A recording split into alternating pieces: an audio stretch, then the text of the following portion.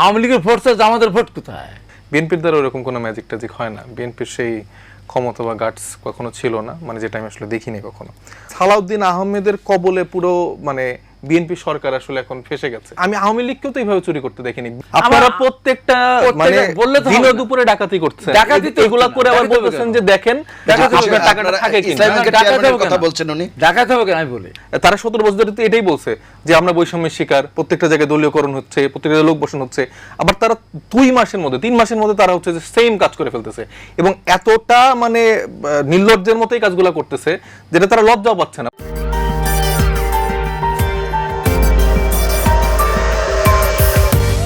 আমার বিএনপির নেতারা বিশ্বাসঘাতকতা না করলে তাহলে আওয়ামী লীগ জামাতকে ভোট দিয়েও বিএনপিকে হারানোর কথা না। আচ্ছা, এটা বলছে। আর আওয়ামী লীগ জামাতকে যদি ভোট না দেয় তাহলে ভোট আসে কই থেকে? জামাতের ভোট তো গোনা ভোট। আমি এখানে একটু উল্লেখ করছি, তাহলে বিএনপি যেই 200টা প্লাস আসনে জিতলো, তার মানে তাহলে সেখানে কি মানে তাহলে মানে আওয়ামী লীগ তাহলে ভোট দিয়েছে এই জন্য জিতেছে? আমি সেটা বললাই তো। আমি বলছি যে সেই সমস্ত আসনগুলো বিএনপিকে ভোট দিয়েছে। বিএনপি অনেকে বিদ্রোহী প্রার্থী ছিল, তারা তো ভোট দেয়নি। প্রতিটা আসনে কিন্তু ভাই বিদ্রোহী না না, প্রার্থী ছিল। প্রতিটা আসনে 74টা আসন বিদ্রোহী প্রার্থী ছিল। ওই 74-এর ভিতরে অনেকগুলি আমরা হেরে গেছি। তাহলে আমি যদি আমার কোনো বিদ্রোহী প্রার্থী না থাকতো, আওয়ামী লীগ ভোট দিয়েও আমি ঘরে বসে থাকলেও 50-60 ভোট দিত, তাহলে আওয়ামী লীগ ভোট দিয়ে যেতেন ওকে। পাবনা 3 হাসান দাবির 3, সেখানে যদি আমার এক্স এমপি যদি না দাঁড়াতো তাহলে ওখানে ভোট করাই লাগতো না আমাদের। ওখানে আমাদের শক্তিশালী ছিল না। যখন আমাদের প্রার্থী হয়ে গেছে তখন আওয়ামী লীগের লোকেরা তাদেরকে ভোট দিত, তাদের ভোট নেই তো। এবং দেখেন আমার কথা 2 রকম সঠিক এবং আমি প্রমাণ দিয়ে দিই। মানে আওয়ামী লীগ জামাত আওয়ামী লীগের ভোট টানতে পেরেছে আপনার কাছে মনে হয়? আওয়ামী লীগের ভোট জামাতের ভোট কোথায়? তারা জামাতকে ভোট দেওয়ার উদ্দেশ্য হলো এই, তাদের ধারণা ছিল জামাত রাষ্ট্রীয় ক্ষমতা চলে যাবে, আমি জামাতের এমপিকে বলতে পারবো, আমরা বাব্বাটা বলতে পারবো, দেখেন আমার কেন্দ্রে আপনাকে ফাঁস করে দিয়েছি। কিন্তু জাহিদ ভাই বলতেছেন ওই কথাটা, মানে যেটা তারা এক্সপেক্ট করছিল যে জামাতের থেকে আসবে, কিন্তু ডক্টর জাহিদ বলছেন যে আওয়ামী লীগ বলছে না। জাহিদ যেটা প্রধানমন্ত্রীর উপদেষ্টা না, উপদেষ্টা বলে জাহিদ যেটা বলেছে সেটা আরো পরে দেখেন আবার কি বলে। তাই এখানে আওয়ামী লীগের ভোট টেনে বিএনপি স্থানীয় সরকার নির্বাচনে জেতার কোনো প্রয়োজন নাই। বিএনপিকে ভোট দেয় তাহলেই বিএনপি অধিকাংশ প্রার্থী তারা জয়লাভ করবে। এখানে তাদের টানার দরকার আছে। আওয়ামী লীগের টান বলে জামাত এবং টেনেছেও। জামাতে এত ভোট আসে নাকি? এত ভোট আসে জামাতে? এত ভোট আসলে কোথা থেকে?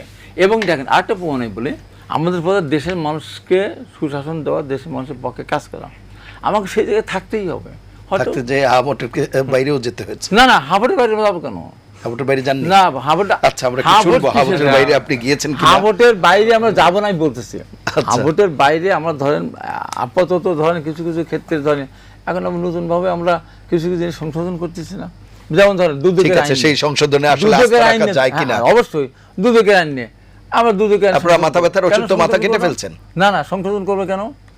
তার কারণ দুদকের আইনটা যখন বিএনপি করেছিল তখন আপনি 10,000 কোটি টাকা দুর্নীতি করেছেন, 5,000 টাকা ধরা পড়ে নাই, বাইরে আছে। আপনি 10,000 কোটি টাকা দিলেন, পরিশোধ করলেন, আপনি জেল খাটতে হবে। ইন্টারিম গভর্নমেন্ট এসে বললো 10,000 টাকা তোমার মামলা হয়েছে, তুমি টাকা দিয়ে দাও, তুমি আবার বাড়িতে ঘুমাও। ওই জায়গা থেকে আমরা সরছি। বিএনপির দ্বারা ওরকম কোনো ম্যাজিক ট্যাজিক হয় না। বিএনপির সেই ক্ষমতা বা গাটস কখনো ছিল না, মানে যেটা আমি আসলে দেখিনি কখনো। তো যেটা বললাম যে ভাই কিন্তু অনেক মানে সেলফ কন্ট্রাক্টরি বক্তব্য দিচ্ছেন, যে একবার বলতেছে যে তারা ভেবেছিল যে জামাত শিবিরকে তারা ভোট দিলে বা ধরেন এই 11 দলীয় ঐক্যজোটকে ভোট দিলে তারা সেই সুবিধাটা পাবে, তাদেরকে পুনর্বাসন করার স্টেটমেন্ট বা আওয়ামী লীগকে আস্তে আস্তে প্রাসঙ্গিক করার যে জায়গাটা তৈরি করে সেটা হয়তো বা আমরা সেই মঞ্চটা প্রস্তুত করে দিব। কিন্তু আমরা দেখতে পাচ্ছি তাদেরই গুরুত্বপূর্ণ সব নেতারা, উপদেষ্টারা, মন্ত্রীরা বলছেন যে আওয়ামী লীগকে পুনর্বাসন করা হবে বা ভোটের অংশগ্রহণ করতে পারবেন। তো আমি জানি না, আবার হয়তো তাদের নিজের কথাগুলো শোনা উচিত। আর এই যে আরেকটা কথা, যে এই যে বলতেছেন যে কি গণভোটের ভোটের অবস্থানেই আছে, অথবা বেশিরভাগ নাকি বিএনপি ভোট দিয়েছে। দেখেন ভোটের আগেও কিন্তু অনেকগুলো জরিপ হয়েছে। আমি এই চিন্তাটার সাথে আমি একমত কখনোই পোষণ করি না যে বিএনপির ভোট, জামাতের ভোট, আওয়ামী লীগের ভোট হয়তোবা 5 থেকে 10% এরকম থাকে স্ট্রিক্ট, যে পারিবারিক একটা আদর্শের জায়গা থেকে না আমি সবসময় বিএনপিতে ভোট দিব, মানে ভোট দিব, এটা মানে পারিবারিক ফ্লোটিং আপনি বলছেন? হ্যাঁ, বেশিরভাগটা কিন্তু ফ্লোটিং। আমরা কিন্তু দেখতে পেয়েছিলাম যে প্রায় 60 to 70% মানুষ ডিসিশন নিতে পারছিল না ইভেন ইলেকশনের 1 মাস আগেও যে তারা কাকে ভোট দিবে। সো আমি মনে করি যে একটা বড় অংশ আসলে ফ্লোটিং ভোটার থাকে। এই 5-10% হয়তো বা একটা পারিবারিক জায়গা থাকতে পারে। আমার পারিবারিকভাবে ধরেন যে আমার ফ্যামিলির জায়গা থেকে তারা হয়তো বা বিএনপিকে একটা আদর্শ জায়গা চিন্তা করতো, কিন্তু আমি তো সেটা ধারণ করি না। সো আমার মতো যারা তরুণরা আছে এই বিএনপির এই মানে যেই রকম তারা বলে তারা আসলে কখনোই রাখে না। ভাইয়ের সাথে আমার এর আগে অনেকবার বিতর্ক হয়েছে। তিনি তখন বলতেন যে আমরা যেটা কমিটমেন্ট দিচ্ছি এটা হবেই, আমরা যে বলছি যে সংস্কার হবে বা ঐক্যমত্য কমিশনে যে যে আলোচনা হয়েছিল এগুলো হবে। আমি বারবার বলতাম যে দেখেন 90s এর পরে যে আপনাদের কমিটমেন্ট জনগণের প্রতি ছিল যে 3 জোটের রূপরেখার যে কমিটমেন্ট, সেটা কিন্তু আপনারা বাস্তবায়ন করতে পারেন নাই, এবং আমি আপনাদের এইবারও বিশ্বাস করতে চাই না বা পারবো না। এবং দেখেন উনি কিন্তু জাস্ট একটু ঘুরাই টুরাই একটু বলছেন না এটা কিন্তু এইভাবে, ওইটা কিন্তু এরকম করে করছি। কিন্তু মানব অধিকার কমিশনের এই একদম সলভ একটা ইস্যু, তারপরে গুম অধিকার অধ্যাদেশ যেই অধ্যাদেশগুলো তো বিএনপি সবচেয়ে বেশি হয়েছে। হ্যাঁ, মানে এটাই তো সবথেকে অবাক ব্যাপার যে তারা সবথেকে বেশি সাফার করছে, তারা করবে না। তো এই অধ্যাদেশগুলো তার বাতিল করে দিচ্ছে। আচ্ছা ধরে নিলাম যে তাদের হচ্ছে সংস্কারের যে রূপরেখার জায়গাগুলো ছিল অনেকগুলোতে তারা দ্বিমত, তাদের যে নিজেদের 31 দফার যে কমিটমেন্ট ছিল সেটারই 5-6টা দফা আমি বলে দিতে পারবো যে তারা অলরেডি ব্রেক করে ফেলছে। তো তারা আসলে কোন জায়গাটায় রাজনীতি করছে আমি এটা সে ক্লিয়ার না। তারা নিজেদের 31 দফার রাজনীতিও করছে না। এই এত রক্তক্ষয়ী একটা সময়ের পরে যে ঐক্যমত্য কমিশনে তারা সারাদিন বসে একটা রূপরেখাতে একমত হলো এবং বারবার বলছে না এটা আমাদের একটা বড় অর্জনের জায়গা, সেটাতেও তারা রাখছে না। হ্যাঁ ভোট তো পুরো গায়েব করে ফেলেছে, গণভোটের রায়ের জায়গাটা আর কি যেটা বলছে সেটা গায়েব করে ফেলেছে, এবং যে অধ্যাদেশগুলো ছিল সেগুলোও তারা একদম নাই করে ফেলছে। আমি তাদেরকে অনুরোধ করব, স্পেশালি যারা বিএনপির সিনিয়র লিডারশিপ আছে, সালাউদ্দিন আহমেদের মতো যারা লিডার আছে, যারা যখন তখন যে কোনো বক্তব্য দিয়ে দিচ্ছে। আজকে দেখেন সংসদে তিনি খুবই চতুর একটা লোক, আরো খারাপ কোনো ভাষা প্রয়োগ করা গেলে আমি হয়তো করতাম, কিন্তু আমি তাকে সিনিয়র জায়গা থেকে আমি তাকে সম্মান করে বলছি। কিন্তু দেখেন ইস্যুটা কোন দিকে, মানে ইসলামী ব্যাংকের জায়গাটা, মানে এটাখানে তো তার বক্তব্য দেওয়ার আসলে আমি মনে করি সে নিজের এই টিআইবির যে রিপোর্ট বের হলো সেখানে এই গত 2 মাসে 605টা খুন হয়েছে, 218টা সম্ভবত চুরি ডাকাতি, এবং মানে ফিরিস্তি শেষ করা যাচ্ছে না, যেটা সংবাদ মাধ্যমগুলো থেকে নিয়ে এই রিপোর্টটা টিআইবি করেছে।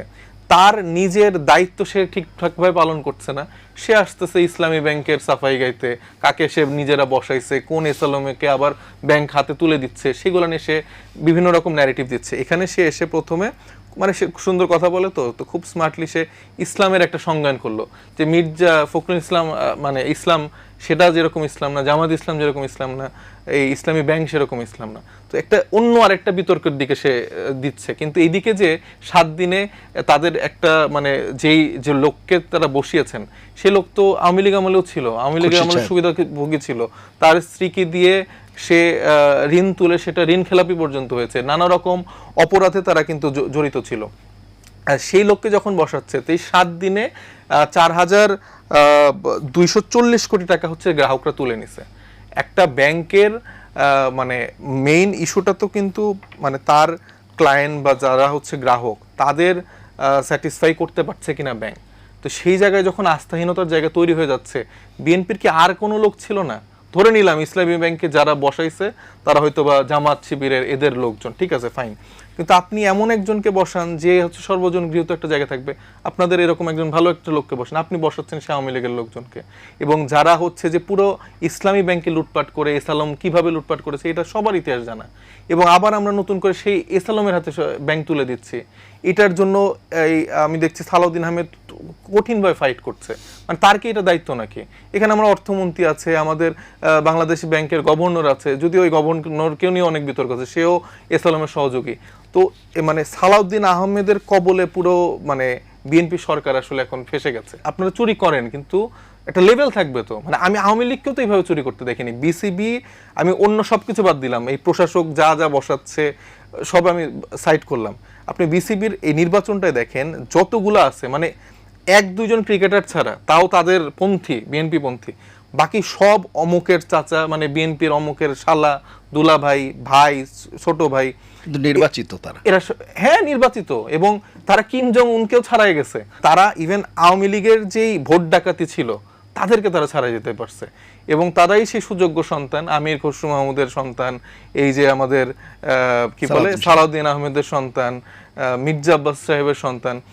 এই সুযোগ্য পুত্রগুলো তারা কোথায় ছিল এতদিন? তারা কোন ক্রিকেট খেলাধুলাতে ব্যস্ত ছিল? তারা বাংলাদেশের কোন ক্রিকেট বা কোন ক্রীড়া উদ্যোক্তা হিসেবে কাজ করছে আমি জানি না। জুলাই সনদ স্বাক্ষরের জন্য সবচেয়ে বেশি উদ্গ্রীব ছিল কারা? এনসিপি। জুলাই সনদ স্বাক্ষরের আগের দিন এনসিপি এবং জামাত বললো আমরা জুলাই সনদ স্বাক্ষর করব না। আপনি আইনি ভিত্তি না দিয়ে আমি জুলাই সনদ স্বাক্ষর দেব আমি কি বলি করব? কথা, তাহলে এটা কেন দরকার ছিল? গেল। এবং যখন আইনি ভিত্তি দেওয়া হয়েছে তারপরে ওনার স্বাক্ষর করছে। বললাম না, তারপরে না, আইনি তারা ভিত্তিতে আমি স্বাক্ষর তারা করব আগের না। দিন আপনারা বললো, সাদা কাগজ আগের দিয়ে দিন বললেন, তারা এই বাবা বললো, নাও, আগের ললিপপ দিন খাও, আগের আমি দিন ললিপপ তারা খাবো। বললো যে আমরা জুলাই সনদে স্বাক্ষর করব না, জামাত এবং এনসিপি একসাথে। পরের দিন জামাত এনসিপিকে বাদ দিয়ে এসে জুলাই সনদে স্বাক্ষর করলো, এনসিপি চলে গেল কক্সবাজার। তারপরে এটা তারা স্বাক্ষর করে নাই, পরে নির্বাচনের পরে তারা করেছে। তো জামাত তো স্বাক্ষর করেছিল, জামাতের সাথে জোট এনসিপির, তখন জোট ছিল না বোধহয়। নির্বাচন তো করেছে। তো নির্বাচনের সময় জামাত কি একজন মহিলা একটা আসনে নমিশন দিয়েছে? 5% দেওয়ার কথা ছিল না? 100% করে 100% প্রতারণা করলো, গেল একটা। দ্বিতীয়ত এখানে পরিষ্কার লেখা আছে জুলাই সনদে যে যারা বিরোধী দলে যাবে তারা ডেপুটি স্পিকার নেবে, আছে তো, ডেপুটি দিয়েছে তারা। সরকার পক্ষে 100% প্রতারণা করলো। যারা 100% প্রতারণা করলো তারা যদি এখন বলে বিএনপিকে বিশ্বাস করা যায় না, বিশ্বাস রাখতে পারে না, তাহলে মানুষ হাসবে না কাঁদবে বলেন তো? এই জুলাই সনদে যখন কোনো আইনি ভিত্তি দিচ্ছেন, আমি এটা সিগনেচার করে এই আনন্দ সেটি একটি উৎসব আমি বিষয় কেন উল্লেখ। করব? তাই না?